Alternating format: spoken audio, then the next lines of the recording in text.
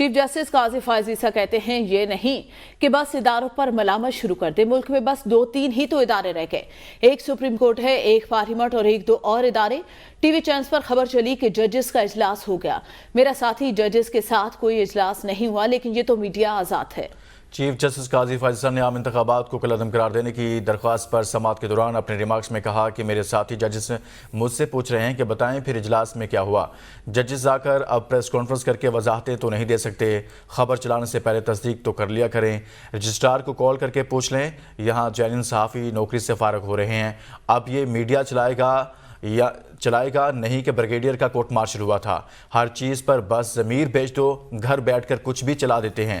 سچ بولیں اور سچ بتائیں, لیکن نہیں, یہاں میڈیا کو بس اپنی ریٹنگ ہی پڑی ہے. اب ہر کوئی آ کر کھڑا ہو جائے کہ درخواست خارج کیوں کر دی. میڈیا کا آج کل بس یہی کام ہے کہ جھوٹی خبریں چلا کر ریٹنگ لو. میڈیا سے غلطی بھی ہو سکتی ہے, لیکن وضاحت بھی تو چلائیں کہ خبر غلط چلی. اگر میڈیا 10 جھوٹی خبریں چلائے گا تو لوگ ان کی خبروں پر اعتماد کرنا چھوڑ دیں گے.